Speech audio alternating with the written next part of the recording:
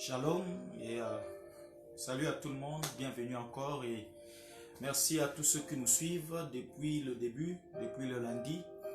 Nous vous saluons au nom de Jésus-Christ et nous prions que ces moments soient une grande bénédiction pour vous, comme ça l'est également pour nous aussi. Alors, merci à tous ceux qui nous rejoignent déjà. Soyez bénis abondamment dans le nom de Jésus-Christ pour ce moment d'enseignement et de partage sur la question. Nous avions dit la dernière fois que toutes vos questions sont bienvenues. Il n'y a pas une question bête, mais toutes les questions sont bienvenues. C'est pour cela que nous voulons d'abord commencer par prier. Seigneur Dieu, bénis ce moment et bénis tout celui qui nous suit et tous ceux qui vont nous suivre. Laisse qu'au travers de cet outil de partage, cet outil informatique, cet outil des médias, que tu puisses rencontrer quelqu'un, parler à quelqu'un, toucher quelqu'un, éclairer une personne et libérer, guérir également une personne parmi tous ceux-là qui vont nous suivre. Béni sois-tu ainsi que nous avons prié au nom de Jésus. Amen. Alors, bonjour et bienvenue à tout le monde. Nous sommes là pour parler de notre thème. Un chrétien peut-il être possédé par un démon? Et c'est comme ça que nous venons de commencer ces moments. La fois dernière, on a parlé, on a dit qu'on a essayé de répondre brutalement et puis on a introduit le thème pour parler et puis à la fin, on a mis une nuance entre savoir qui est chrétien et qui est enfant de Dieu. Et aujourd'hui, c'est là que se trouve beaucoup plus le problème avec beaucoup d'enfants de Dieu de nos jours. On parle, il y a tellement d'enseignements, comme j'avais dit dernièrement, trop de sujets controverses. Il y a tellement de choses qui aujourd'hui, parfois, nécessitent qu'il y ait une forme de recadrage. Je n'estime pas avoir la connaissance qu'il faut pour recadrer les choses ou avoir l'estime qu'il faut, mais j'estime également, et je tiens à demander à nos pères, à tous ceux qui sont nos aînés et tous ceux qui nous suivent, je tiens à leur demander de bien vouloir encore une fois de plus ramener ces genres de sujets à l'église. Et cela bénira beaucoup de gens et un grand peuple sera béni. Alors pour aujourd'hui, nous allons continuer ce thème, ce grand thème, un chrétien peut-il être possédé par un démon? C'est une question qu'on avait posée, qu'une personne nous avait posée. Alors on avait jugé bon de partager cela pour que plusieurs aussi soient éclairés. Alors, la dernière fois, on a expliqué la possession démoniaque, comment ça se fait, comment ça arrive et comment ça se produit. On a également parlé que l'homme étant tripartite, je fais une petite récap. L'homme étant tripartite, il est esprit, âme et corps. Je répète que l'homme est esprit, âme et corps. Je répète encore, l'homme est esprit, âme et corps. L'homme n'est pas corps, âme et esprit, mais l'homme est esprit, âme et corps. Alléluia. Alléluia. L'homme est esprit, âme et corps. Alors, on a expliqué comment le processus de la possession démoniaque se passe. Tout comme on a dit la dernière fois que la possession signifie être propriétaire de quelque chose, avoir pouvoir sur quelque chose. Comme j'avais dit, ça c'est en ma possession. Et vu que c'est en ma possession, c'est que j'ai le droit de faire tout ce que je veux parce que c'est en ma possession. Alléluia. On avait dit également que la possession se passe au niveau de l'âme. Ça veut dire lorsque un démon, un esprit méchant vient pour attaquer une personne, il prend son esprit comme captive. Amen, amen. Son esprit ou ses pensées comme captive et puis il possède son âme. Il commence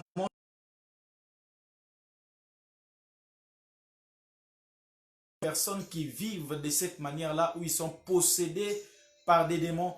Et puis l'âme étant le siège des sentiments et des émotions, les démons viennent contrôler au fait nos sentiments et nos émotions qui influencent notre manière de vivre, de penser, de gérer, de parler et même de nous habiller. Amen, amen. Alors voilà, c'est ce qu'on avait expliqué la dernière fois. Pour ceux qui n'avaient pas suivi, n'auront qu'à suivre la précédente vidéo sur ces thèmes. Et pourquoi nous tenons une raison de plus, ce qui nous pousse à parler, ce qui nous motive par rapport à ce sujet d'abord, c'est un sujet important par rapport à notre génération. et pour beaucoup de chrétiens de nos jours. C'est un sujet également qui crée trop de confusion. Il y a beaucoup d'enseignements sur ces sujets créés et qui sont sujets de controverses dans beaucoup de domaines. Amen. À ce point, la Bible déclare, à ce point, nous connaissons tous qu'il y a beaucoup de théories, beaucoup de doctrines, beaucoup de paroles qui se contredisent par rapport à ces sujets. Est-ce qu'un démon peut-il être, un chrétien peut-il être possédé par un démon?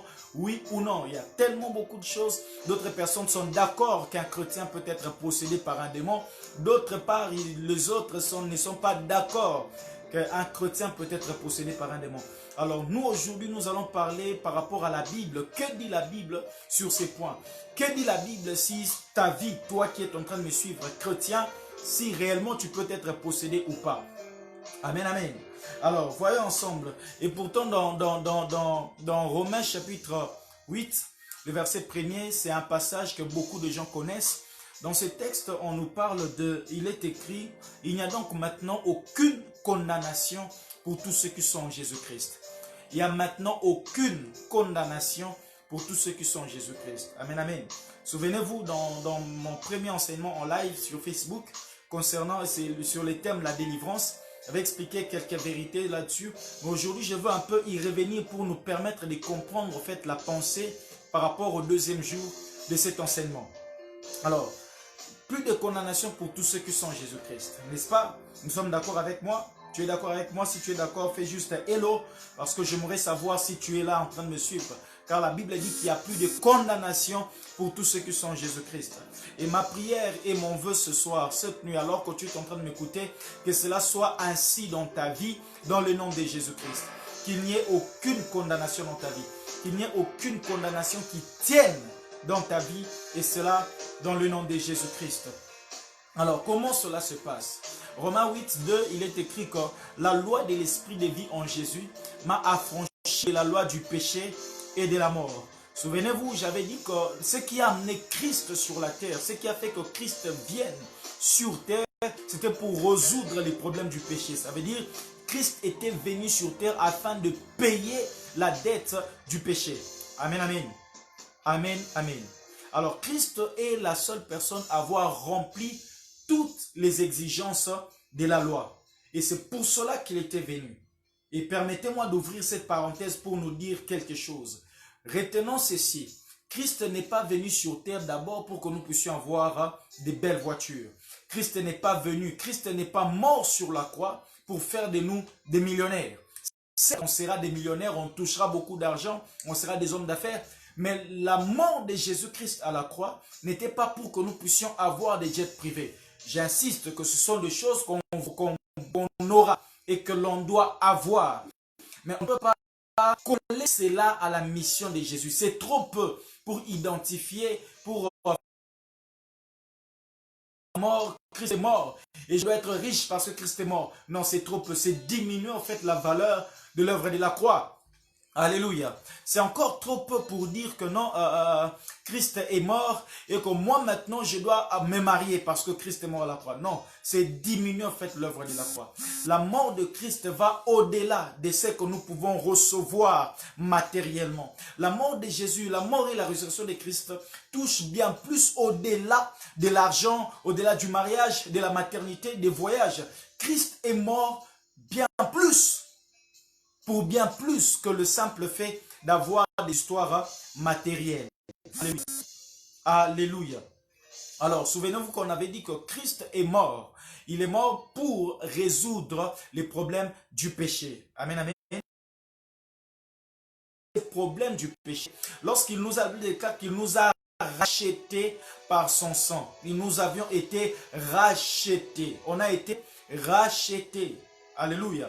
Donc, quand tu es en Christ Jésus, cela veut dire tout ce qui donne l'impact ou le pouvoir aux sorciers, aux démons, au diable de nous toucher, c'est par rapport à la nature pécheresse qui se trouve en nous.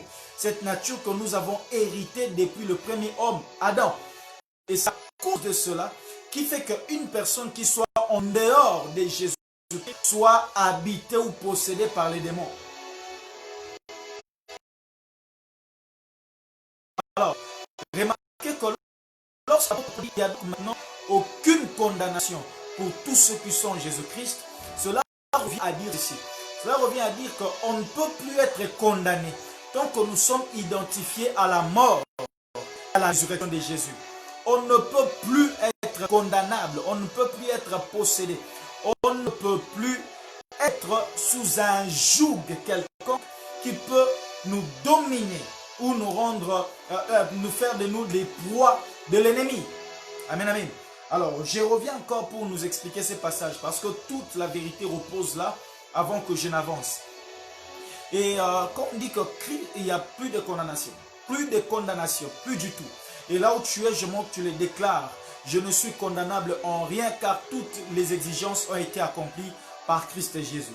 Amen, amen. Amen, amen. Alors, maintenant, on dit que la loi, le verset 2, la loi de l'esprit des vies en Jésus m'a affranchi de la loi du péché et de la mort. Amen. La loi de l'esprit de vie en Jésus m'a affranchi de la loi du péché et de la mort. Cela revient à nous dire ceci. C'est qu'une fois que nous sommes en Christ Jésus, nous quittons un état pour un autre état. Donc, en ces moments-là, la condamnation, c'est dans les camps de l'ennemi. La mort, toutes ces choses, la maladie, la condamnation, les problèmes, tout le péché règne dans les camps de l'ennemi. Amen, amen. Amen, amen. Mais une fois que Colossiens 2,13 s'accomplit, on dit, il nous a rachetés, il nous a délivrés de la puissance des ténèbres, il nous a transportés dans le royaume de son Fils bien-aimé, en qui il y a le pardon et la rémission de péché. Une fois que nous quittons, une fois que nous venons en Christ, à Christ, nous quittons le royaume des ténèbres. Ça veut dire, nous quittons le monde du péché. Nous entrons dans le royaume de son Fils. Et arrivé là-bas, l'apôtre Paul ajoute pour dire que le péché donc ne règne plus dans votre corps mortel. Arrivé là-bas, il n'y a plus moyen que le péché domine sur nous. Et là où le péché n'est pas, cela veut dire que le diable et les démons aussi n'y sont pas. Est-ce que quelqu'un est en train de me comprendre? On les appelle esprits impurs. Ils travaillent là où il y a cette nature. Je parle de la nature du péché que nous tous nous avons hérité de Adam. Je ne parle pas du péché de l'iniquité que nous commettons couramment et parfois fréquemment, souvent dans notre marche, dans notre vie chrétienne, nous tombons et tout. Mais ici, je suis en train de parler d'abord de la nature pécheresse qui est dans l'homme. Et c'est cette nature-là qui facilite la possession démoniaque. Et une personne peut facilement être possédée par les démons que la personne qui, j'insiste, qui a encore en lui cette nature pécheresse. Amen, amen. C'est ainsi que le roi David pouvait dire, je suis né dans le péché, ma mère m'a conçu dans l'iniquité. Nous naissions tous avec cela. Et c'est à cause de ça qui fait que le diable domine sur nous. C'est à cause de cette nature pécheresse que nous avons qui fait que nous soyons candidats en enfer. Nous irons en enfer. Non pas parce que d'abord on a volé, on a menti, on a triché, on a commis l'impudicité. Nous irons en enfer d'abord parce que la nature divine que donne Christ n'est pas en nous. C'est d'abord à cause de la nature du péché que nous avons qui fera en sorte qu'il y ait des candidats en enfer. Alléluia. Alléluia. Et la bonne nouvelle pour toi qui est en train de me suivre, qui est en Christ, c'est que l'enfer n'est plus pour toi depuis le jour où tu as accepté Jésus-Christ dans ta vie. Et puisque tu as accepté Jésus-Christ dans ta vie, cela revient à dire que tu n'es plus condamnable. Tu n'es pas condamnable en quoi que ce soit. Amen, amen. Ainsi, il n'y a aucun démon, aucune puissance satanique. Toutes ces puissances ne peuvent plus dominer sur ta vie. Alléluia. Alléluia. Alors, avant de parler du sujet de ce soir, qui est faire la différence entre la possession, l'obsession et l'oppression, parce que c'est là que se trouve en fait la grande confusion entre sur la question, un chrétien peut-il être possédé par un démon? La grande confusion se trouve par rapport à ces trois termes. Le premier, c'est la possession, l'obsession et l'oppression. Et ce soir, par la grâce de Dieu, sur le temps nous est donné, nous allons expliquer et chacun de nous, je crois qu'il va se retrouver et sera éclairé. Amen, amen. Amen, amen. Alors, tout se joue dans l'aspect d'être chrétien ou enfant de Dieu. Retenez ceci. Tout enfant de Dieu peut être chrétien. Mais tout chrétien, tout celui qu'on appelle chrétien, ne peut pas forcément être enfant de Dieu. Je répète, tout enfant de Dieu est chrétien. Mais tout chrétien n'est pas forcément enfant de Dieu. Alléluia. Et c'est là au fait que se trouve le sens même de la chose. On dit, un chrétien peut-il être possédé par un démon? Et c'est là qu'on peut dire oui. Et on peut également dire non. Je vous ai expliqué c'est quoi un chrétien et comment on devient un chrétien. Je vous ai expliqué en fait le terme chrétien, c'est ce que ça voulait dire. Je nous ai dit que selon Actes chapitre 11, le verset 26, le terme chrétien a été employé pour la première fois à Antioche par les habitants d'Antioche aux disciples. Parce qu'on a trouvé que leur manière d'être, excusez-moi, leur manière d'être, leur manière de faire, leur manière de vivre était semblable à Christ. Et c'est pour cela qu'on les appelait chrétiens. Parce que leur manière de parler, leur manière de s'habiller, leur manière d'être dans la société les identifiait à Jésus. C'est pour cela qu'on les appelait chrétiens, qui veut dire comme Christ. Amen, amen. Alors aujourd'hui, je veux également expliquer cette nuance entre chrétien et enfant de Dieu. Et c'est là que se trouve la clé au fait. Le nœud se trouve là. Si un chrétien peut-il être possédé par un démon ou pas, c'est là maintenant qu'il faut chercher à comprendre. C'est là qu'il faut puiser. Alors, un chrétien, les autres actuellement portent le mot chrétien comme un titre. Aujourd'hui, quand tu demandes à quelqu'un, tu es chrétien, il dit oui. Comment est-il devenu chrétien? Il dit, je suis chrétien, je prie, je pars à l'église, je suis membre de telle ou de telle église. D'accord, tu es chrétien, mais tu n'es pas enfant de Dieu. Alléluia. Alors, un enfant de Dieu, beaucoup de personnes se retrouveront, c'est selon 1 Jean chapitre 3, le verset 1 à 2. Lisons en fait ces miracles qui se passent. 1 Jean chapitre 3, le verset 1 à 2. 1 Jean chapitre 3, le verset 1 à 2. Lisons un peu ce que la Bible dit à propos de ces choses. Qu'est-ce que l'apôtre Jean nous dit? L'apôtre Jean dit ceci. Voyez, quel amour le Père nous a témoigné pour que nous soyons appelés enfants de Dieu. Et nous le sommes si le monde ne nous connaît pas, c'est qu'il ne l'a pas connu. Bien-aimés, nous sommes maintenant enfants de Dieu. Et ce que nous serons n'a pas encore été manifesté. Mais nous savons que lorsqu'il paraîtra, nous serons semblables à lui. Parce que nous le verrons tel qu'il est. Quiconque a cette espérance en lui se purifie comme lui-même est pur. Alléluia. Amen, amen. Alors ici l'apôtre Jean nous dit que nous sommes enfants de Dieu. Et c'est là que j'aimerais que ceux qui me suivent comprennent que ce n'est que les enfants de Dieu. Je dis bien, j'insiste. Ce n'est que celui qui est appelé enfant de Dieu. Ce n'est que celui-là qui ne peut être possédé par un démon. Ce n'est que celui-là qui ne peut être dominé par le diable. Ce n'est que celui-là qui ne peut être manipulé par les sorciers. J'ai bien dit enfant de Dieu.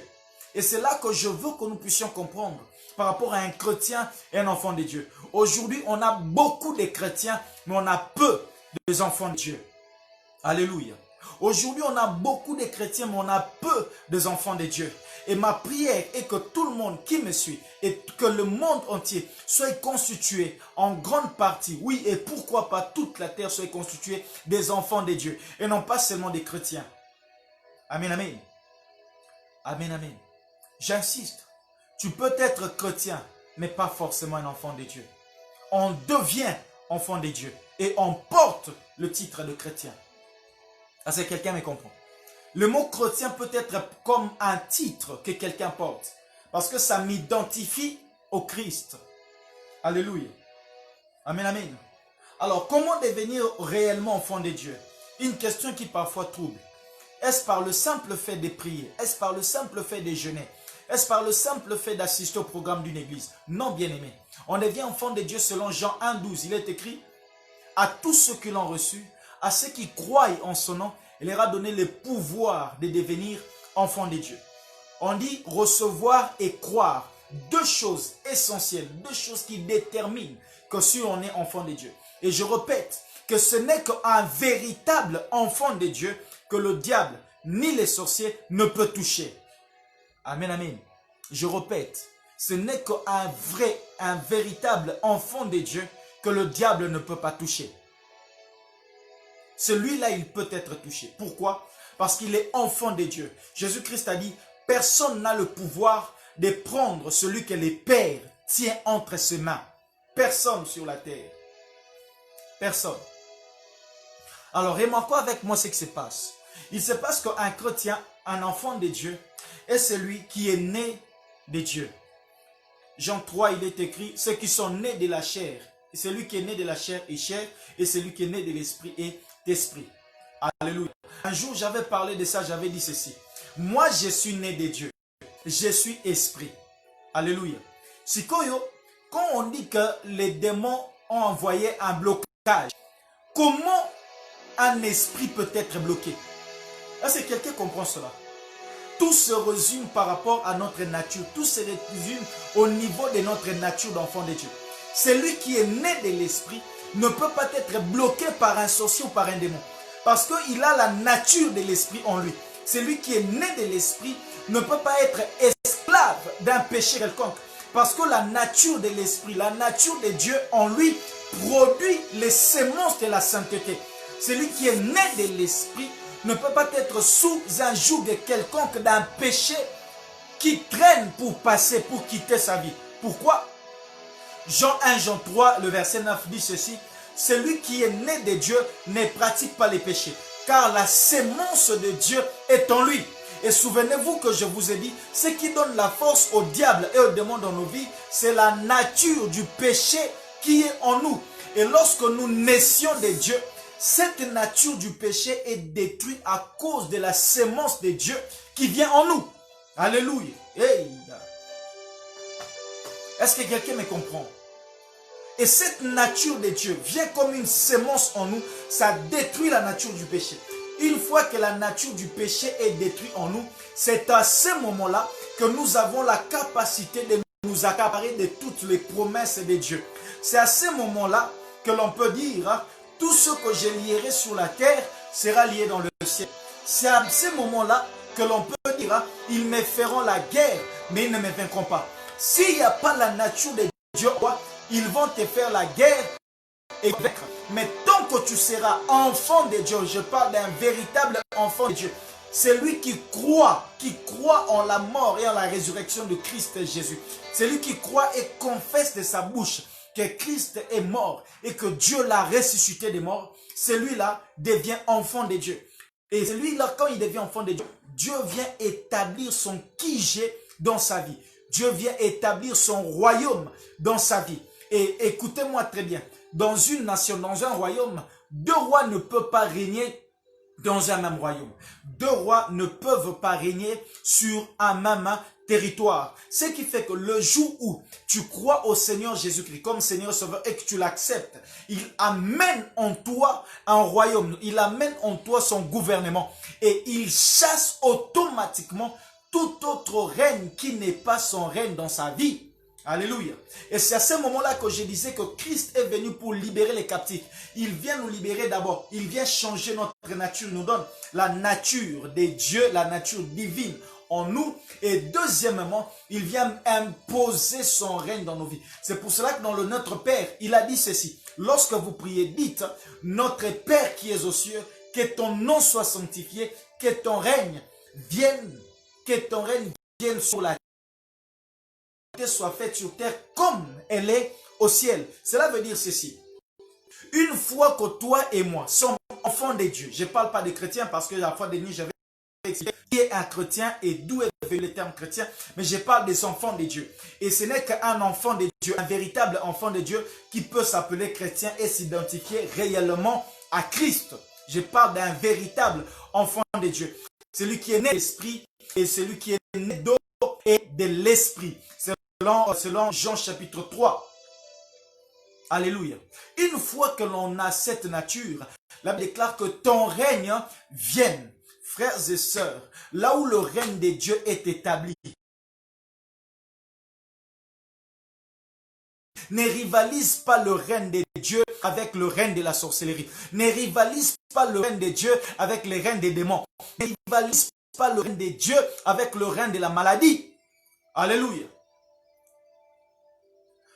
La prière que Christ nous a appris à faire dit, dites notre Père.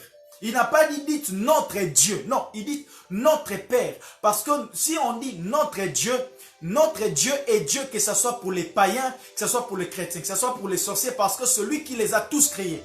Mais lorsqu'il nous dit de dire notre Père, là il parle d'une intimité des pères et des fils et d'enfants et de son enfant. Et c'est pour cela que je suis en train d'essayer de vous dire que vous puissiez comprendre qu'un enfant de Dieu ne peut pas être sujet d'un démon, assujetti à un démon, à un sorcier, à qui que ce soit du monde des ténèbres. J'ai bien dit, je répète et j'insiste, un chrétien ne peut pas forcément être un enfant de Dieu. Mais un enfant de Dieu est un chrétien. Amen, amen. Amen, amen. Et cela fait que lorsque tu es devenu enfant de Dieu, la relation de paternité s'établit. C'est pour cela qu'on dit qu'il nous a donné un esprit d'adoption. Il nous a adoptés. Nous sommes devenus de sa famille. Et en ce moment, nous pouvons dire, notre Père qui est aux cieux, que ton nom soit sanctifié. Le nom de Dieu est sanctifié par nous et en nous. Le nom de Dieu n'est pas sanctifié par rapport à nos chants, par rapport à nos prédications. Le nom de Dieu est sanctifié par rapport à notre manière de vivre et d'être sur la terre. Suis-je en train de parler à quelqu'un? 1 Jean chapitre 3, le verset 3e. La Bible déclare ceci. Puisque nous avons eu telle espérance de devenir enfants de Dieu, purifions-nous, sanctifions-nous comme lui-même est saint. Et ce n'est qu'à ce niveau-là que son règne peut être établi dans nos vies. Lorsque le règne de Dieu est établi dans nos vies, le règne de la sorcellerie n'a plus place. Lorsque le règne de Dieu est établi dans ta vie, le règne de la maladie n'a plus place. Lorsque le règne de Dieu est établi dans ta vie, le règne des démons n'a plus place. Lorsque le règne de Dieu est établi dans ta vie, le règne de l'occultisme n'a plus place. Toi qui es en train de me suivre, si tu as eu à être dans l'occultisme, sanctifie le nom de Dieu. Accepte Christ comme Seigneur et Sauveur pour de vrai. Crois en lui comme ton Seigneur personnel. Crois que c'est lui qui est mort pour toi et pour toi seul. Une fois que tu crois en lui, son nom viendra en toi. Tu seras appelé fils de Dieu. Tu seras maintenant de la famille de Dieu. Tu rentreras dans la famille des enfants de Dieu. Et c'est à ce moment-là que le règne de Dieu peut s'établir dans ta vie. Et une fois que le règne de Dieu est établi dans ta vie, la sorcellerie, les démons, la malédiction, les blocages, toutes ces choses ne peuvent plus régner dans ta vie. Alléluia. Alléluia. Alléluia. Et à ce niveau-là, nous avons maintenant cette parole qui dit ceci. C'est qu'une fois, comme je dis, que ton règne vienne et que ta volonté soit faite sur la terre comme au ciel. Amen. Est-ce qu'un chrétien peut-il posséder? Ça sera à toi de me répondre à cette question à la fin de cet enseignement. Alléluia. Alors, à ce niveau, lorsque le règne de Dieu est établi dans ta vie, la maladie ne peut plus régner. Si dans votre famille biologique, règnent certains problèmes, mais une fois que tu deviens enfant de Dieu, il y aura maintenant, il y a changement, il y a passation de pouvoir. Il y a un autre règne qui vient pour s'établir. Il doit y avoir remise et reprise. Dis au voisin, il faut qu'il y ait remise et reprise. Dis en toi-même, il faut qu'il y ait remise et reprise. Parce qu'il faut que l'autre camp vienne déposer. Car il y a maintenant un autre règne. Parce que le régime doit changer. Et maintenant, comment on reconnaît qu'on est enfant de Dieu? l'apôtre Paul continue par dire ceci. Romains 8, 14, Romains 8, 16, il dit, l'Esprit de Dieu rend témoignage à notre esprit que nous sommes enfants de Dieu. Une fois qu'on accepte Jésus-Christ dans notre vie, il y a cette espérance qui entre en nous. J'ai cette certitude en moi que je suis enfant de Dieu. Et ce n'est pas les crises mondiales qui me fera douter de cela. Ce n'est pas la faiblesse de ma chair qui va anéantir cette espérance que j'ai d'être enfant de Dieu. Ce n'est pas l'impiaka, ce n'est pas le manque, ce n'est pas le célibat, ce n'est pas la stérilité, ce n'est pas le chômage qui détruit cette espérance en nous. Et quand vous voyez quelqu'un qui se disait enfant de Dieu chrétien, après un moment donné redevenir païen, comprenez tout simplement que cette personne n'a jamais été enfant de Dieu. Parce que celui qui a réellement été enfant de Dieu prendra les difficultés de la vie comme étant des épreuves pour faire grandir sa foi. Dans l'enseignement sur la délivrance, j'avais dit ceci. Il arrive parfois où Dieu nous fasse passer par certaines souffrances, non pas parce qu'il ne nous aime pas, non pas parce qu'on a péché, mais parce qu'il veut que notre foi grandisse. Amen, amen. Et c'est pour cela que Jacques 1,12 dit, heureux l'homme qui supporte patiemment les épreuves, parce qu'après avoir été éprouvé, son espérance grandira. Alléluia. Alléluia. Est-ce qu'il y a quelqu'un qui est en train de me suivre ce soir? Amen, amen. Jacques 1,12. Heureux celui qui supporte patiemment la tentation, car après avoir été éprouvé, il recevra la couronne de vie. Amen, amen. Jacques 1,2. La Bible déclare ceci. Mes frères, regardez comme un sujet de joie complète les diverses épreuves auxquelles vous avez été exposés, sachant que l'épreuve produit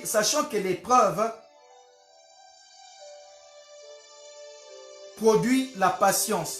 Mais il faut que la patience accomplisse parfaitement son œuvre afin que vous soyez parfaits, accomplis, sans faillir en rien.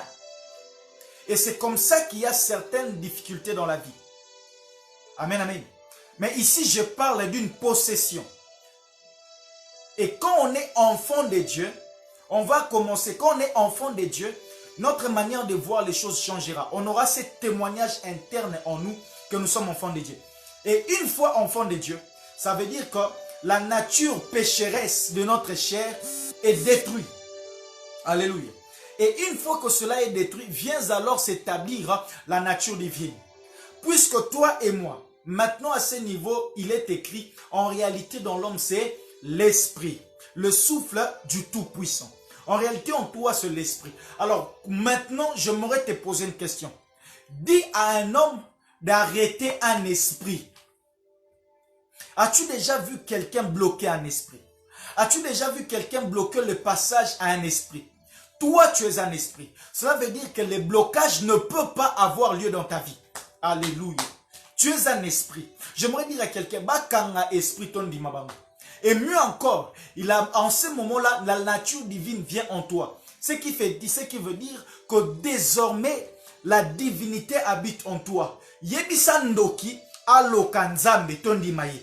Yebisa démon a possédé nzambe tondi maye. Aussi longtemps que l'on ne peut pas ensorceler Dieu, c'est qu'on ne peut pas m'ensorceler. Car Dieu fait de toi Dieu depuis le jour où tu as reçu Christ dans ta vie. La nature divine s'est installée en toi. 1 Pierre chapitre 2, il est écrit, nous sommes maintenant participants à la nature divine. Alléluia. Et là, plus de possessions. Là, plus rien. Ah, puisse Dieu t'aider à comprendre ce que je suis en train de dire ce soir. Et lorsqu'on revient dans le Notre Père, Christ a dit, dites que ta volonté soit faite sur la terre comme au ciel. Et est-ce la volonté de Dieu pour un enfant de Dieu d'être possédé par un démon? Parce qu'une fois que tu deviens enfant de Dieu, tout ce que tu dois vivre doit être conforme à la volonté de Dieu. Et il y a la volonté de Dieu établie pour ta vie là-bas dans le ciel. Mais quand tu deviens enfant de Dieu, cette volonté doit quitter le ciel pour s'établir sur la terre. Alors il faut maintenant te regarder toi-même et te poser la question. Est-ce que le fait que je sois malade tout le temps, c'est la volonté de Dieu? Et si une pensée diabolique essaie de te faire croire que c'est la volonté de Dieu, alors rentre ici, rentre là, et lis, il est écrit que par ces meurtrissures, vous êtes guéris de toutes vos maladies. Alors là, tu comprendras au fait la volonté de Dieu. La volonté de Dieu n'est pas que la maladie puisse continuer à régner dans ta vie. Mais la volonté de Dieu est que tu sois totalement, et que tu vives totalement la santé divine. Amen, amen. Et en ce moment, pour celui, je reviens, pour celui qui est enfant de Dieu, le Saint-Esprit vient habiter en lui. Ça veut dire, il y a l'Esprit de Dieu qui vient s'établir dans sa vie. L'Esprit de Dieu maintenant parle avec son esprit. L'Esprit de Dieu communique avec son esprit. Et je vous avais dit que le démon enferme l'esprit de l'homme et possède son âme. Amen, amen. Mais une fois que tu deviens enfant de Dieu, le Saint-Esprit libère ton esprit et commence à communiquer avec ton esprit. Alléluia. Et en ce moment-là, aucun démon, peu importe son rang spirituel, peu importe sa capacité, n'a de pouvoir sur toi. Alléluia. Alléluia. Aucun n'a le pouvoir sur toi. Est-ce que tu es conscient des avantages que tu as en Christ Jésus? Tu es conscient de ce que Jésus-Christ a fait dans ta vie? Es-tu conscient des privilèges que tu as en Christ Jésus? Une fois que tu es devenu enfant de Dieu, aucun démon ne peut te toucher. Parce que le Saint-Esprit en toi amène la nature divine. Et la sorcellerie ne peut plus avoir de l'impact dans ta vie. Parce que tu es devenu enfant de Dieu. Si tu es d'accord avec moi, dis Amen. Donne-moi un Amen. Amen, Amen. Aucune puissance satanique ne peut avoir le dessus sur ta vie. Parce que tu es devenu enfant de Dieu. Alléluia. Alléluia. Et le Saint-Esprit amène dans ta vie la nature divine. Il fait de toi un participant à la nature divine. Le Saint-Esprit habite en toi. Alors pose-toi la question. Lorsqu'on te dit que toi, enfant de Dieu, tu es possédé, là, il te faut maintenant te poser la question si réellement tu es enfant de Dieu. Parce que si réellement tu es enfant de Dieu, tu ne peux pas être possédé. Alléluia. Tu ne peux pas être possédé. Ma prière est que toi qui es en train de m'écouter, que ces vérités pénètrent ton esprit, pénètrent ton cœur, et que la nature des enfants de Dieu qui est en toi puisse dominer la nature du péché au nom de Jésus-Christ. Que cette nature d'enfant de Dieu te donne de jouir de la liberté que Christ t'a donnée. Il n'y a aucune puissance satanique qui peut régner ou dominer sur ta vie. La Bible dit ceci. Votre corps est le temple du Saint-Esprit. Si ton corps est le temple du Saint-Esprit, penses-tu réellement qu'un sorcier peut venir t'étrangler la nuit? Si réellement ton corps est l'habitation de Dieu, penses-tu réellement qu'un démon a le pouvoir de bloquer tes finances ou tes affaires? Est-ce que quelqu'un est en train de me suivre? Je veux que les enfants de Dieu comprennent. La dernière fois, je vous ai dit ceci. Dieu dit dans la parole que mon peuple périt faute de connaissance. Dieu n'a pas dit que le peuple périt parce qu'il lui manque l'onction. Dieu n'a pas dit que le peuple est en train de périr parce qu'il lui manque les surnaturels. Dieu n'a pas dit que le peuple est en train de périr parce qu'il lui manque des prophètes. Dieu n'a pas dit que le peuple est en train de périr parce qu'il lui manque des apôtres, des évangélistes, des pasteurs ou des docteurs. La Bible dit que le peuple de Dieu est en train de périr parce qu'il n'y a pas la connaissance. Et cette connaissance est par rapport à notre nature, à notre position en Dieu qui nous place au-dessus même du diable. Alléluia. Ça nous place au-dessus du diable. Et si tu comprends ces choses, c'est alors que tu pourras faire la différence maintenant entre possession et oppression. Un chrétien, un enfant de Dieu, j'ai dit un enfant de Dieu, un véritable enfant de Dieu, ne peut jamais, en aucun cas, être possédé par un démon. Alléluia. Je tiens à ce que je dis. Si tu es réellement un enfant de Dieu, né de nouveau, ayant cru en Christ, en sa mort et en sa résurrection, tu ne peux jamais être possédé par un démon, ni être habité, ni être dominé par un sorcier. Amen, amen. Amen, amen.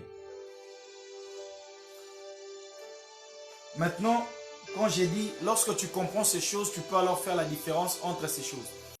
J'ai expliqué la possession, maintenant je vais en parler pendant ces quelques minutes de l'oppression. C'est que maintenant un enfant de Dieu subit, ce n'est pas la possession, mais par contre l'oppression. Amen, amen.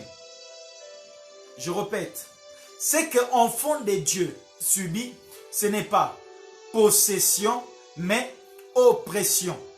Nous étant enfants de Dieu, notre corps étant habitation du Saint-Esprit, aucun démon, aucun sorcier ne peut habiter en nous, ne peut prendre possession de notre vie.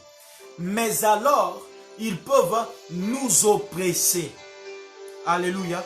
C'est ainsi que dans le langage, pour celui qui est enfant de Dieu, on parle des oppressions démoniaques. Il dit, je suis en train de faire face à des oppressions démoniaques. Un enfant de Dieu n'est pas possédé, n'est pas soumis à des possessions démoniaques. Mais un enfant de Dieu est soumis à des oppressions. Amen, amen. C'est à ce moment-là qu'on parle de combat ou de combat spirituel, de bataille. Alléluia. C'est à ce niveau-là que l'apôtre Paul est en train de dire que même si nous vivons de la manière charnelle, mais nous ne combattons pas de la manière physique. Car notre combat est spirituel. Nous ne combattons pas contre la chair et le sang, mais nous combattons contre les principautés, les autorités et les dominations dans le lieu céleste. Nous combattons parce que nous ne sommes pas possédés. Alléluia. Nous combattons parce que nous ne sommes pas sous leur pouvoir. Et ils veulent nous ramener sous leur pouvoir. Je vous ai parlé que la possession veut dire être sous le pouvoir de quelqu'un. C'est être sous le pouvoir de son propriétaire. Mais nous maintenant, nous sommes sous le pouvoir de Christ et Jésus-Christ. Alors, il nous a donné la victoire. Il a fait de nous de plus que vainqueurs.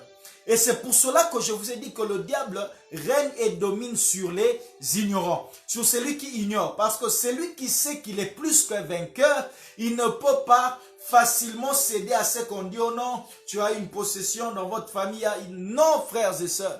Mais celui qui par contre est en Christ, il sait qu'il est plus que vainqueur. Cela veut dire, dans les combats, tous les combats que le diable peut engager contre lui, il a cette assurance, étant un enfant de Dieu, que la victoire lui appartient. Alléluia. Alléluia. Et puisque la victoire lui appartient, alors il va combattre, non pas pour la victoire, il combat dans la victoire. Il combat pour garder sa victoire. Il combat tout en étant déjà vainqueur. Il combat non pas parce qu'il cherche la victoire, mais il combat pour confirmer sa victoire. Amen, amen. Amen, amen. Nous combattons dans la victoire. Étant enfants de Dieu, nous ne combattons pas pour chercher la victoire. Nos frères et sœurs, nous combattons tout en ayant la victoire. Oh, que Dieu soit béni parce qu'il nous a déjà donné la victoire. Je bénis Dieu parce que dans le combat dans lequel tu es, tu as déjà la victoire. Grande est ma joie de savoir que toi qui es en train d'écouter ou de suivre cette vidéo, es en train de comprendre que tu sais que tu es combattu, mais il faut aussi que tu prennes conscience que tu as déjà la victoire. N'aie pas seulement conscience des combats dans lesquels tu es. Aie aussi conscience de la victoire que tu as en Christ Jésus. Suis-je en train de parler à quelqu'un? Amen, amen. Amen, amen. Lorsque tu es en Christ Jésus, n'aie pas seulement conscience des combats, n'aie pas seulement conscience des démons ou des sorciers.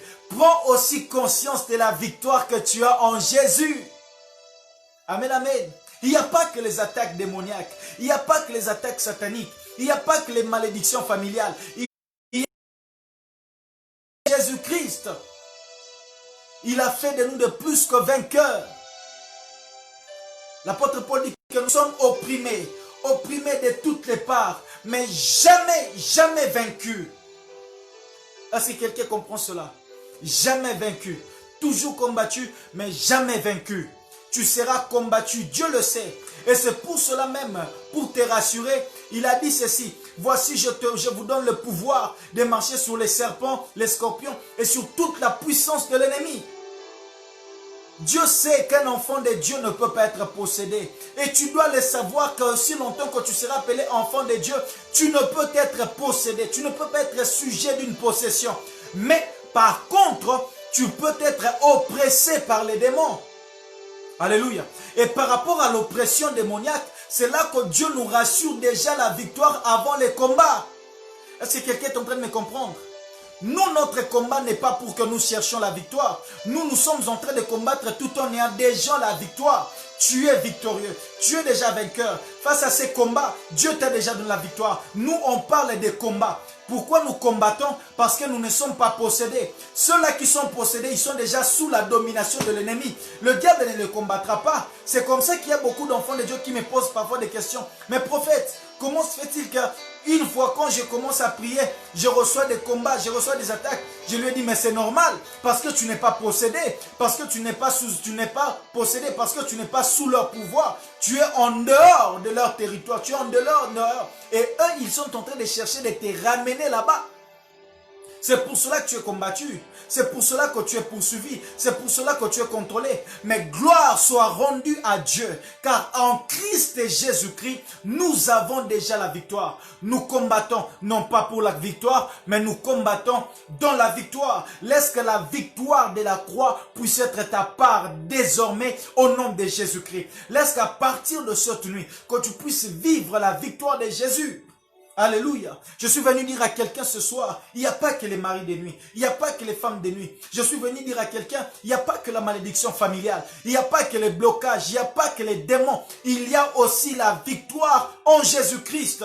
Il y a aussi la bonne santé en Jésus. Il n'y a pas que non, le diable est en train de me chercher. Oh, j'ai reçu une prophétie. Oui, frère, reçois aussi des prophéties que tu es victorieux en Jésus-Christ. Alors, lève-toi comme un vainqueur. Arme-toi des armes de Dieu et combat. Alléluia. Parce que ton combat n'est pas que tu es en train de chercher à gagner, à prouver quelque chose au diable. Non, tu es en train de combattre simplement pour confirmer que tu es déjà victorieux. Est-ce que quelqu'un est en train de me suivre? Alléluia. Nous combattons parce que nous sommes déjà des victorieux. Et c'est là que j'insiste, je me répète, un véritable enfant de Dieu ne peut pas être possédé par les démons, ni par le diable, ni par les sorciers. Mais par contre, il peut être opprimé. Ça veut dire oppressé. Oppressé seulement. Je suis oppressé, mais je tiens fort. Parce que la Bible déclare, elle dit ceci, vous, petits enfants, ne craignez pas le monde, car celui qui est en vous est plus fort et plus puissant que celui qui est dans le monde. Est-ce que quelqu'un me comprend? Ne crains pas le célibat, ne crains pas le chômage, ne crains pas la maladie, ne crains rien, parce que celui qui est en toi est plus fort. Oh non, nous dans ces quartiers, dans cette avenue-là, si tu entres, tu mourras, tu tomberas malade. Non, frères et sœurs, cet esprit-là possède les gens qui habitent là, qui sont sans Christ, qui sont en dehors de Jésus. Mais toi et moi, nous sommes en dehors de Jésus. Si tu arrives dans un quartier où règne la sorcellerie, c'est à ces sorciers-là de déménager, pas à toi de déménager. Parce que toi, tu es une ambassade ambulante. Partout où tu arrives, tu apportes l'ambassade céleste.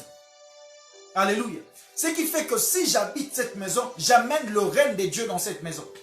Et s'il y avait les sorciers qui régnaient avant, ils ne pourront plus rien faire. Parce que moi, enfant de Dieu, j'habite là désormais. Et s'il faut qu'il y ait quelqu'un qui déménage, ce n'est pas moi. Moi, je déménagerai le jour où je voudrais. Je déménagerai le jour où Dieu me dira de déménager. Mais je ne déménagerai pas pour fuir un combat, pour fuir un sorcier ou pour fuir un démon. Non. Non. Si seulement tu pouvais savoir ce que tu avais en Christ, le démon n'est rien comparable à toi. Même s'il t'apparaissait la nuit, il est en train de trembler, de crier. Il n'est rien face à toi. Alléluia. Je suis venu encourager quelqu'un pour lui dire ceci. Nous ne pouvons pas être possédés par les démons. Mais par contre, on peut être oppressé par les démons. Mais même dans ces oppressions-là, nous avons déjà la victoire en Jésus-Christ. Même lorsqu'ils nous oppriment, nous avons la victoire en Jésus-Christ. Alléluia. Puisse Dieu te bénisse, toi qui m'as suivi ce soir. Et je suis en train de prier pour que la grâce de Dieu coule sur toi. Je suis en train de prier pour que ces vérités entrent dans ton cœur, entrent dans ton esprit, pénètrent tes pensées dans le nom de Jésus-Christ. Dans le nom de Jésus-Christ. Je suis en train de prier pour toi qui es en train de me suivre. Laisse que la victoire de Jésus puisse être ta victoire. Je suis en train de prier pour toi qui es en train de me suivre. Laisse que cette conscience-là d'être enfant de Dieu, les avantages d'être enfant de Dieu, que c'est la conscience-là te soit accordée dans le nom puissant de Jésus-Christ. Dans le nom puissant de Jésus-Christ. Alléluia. Alléluia.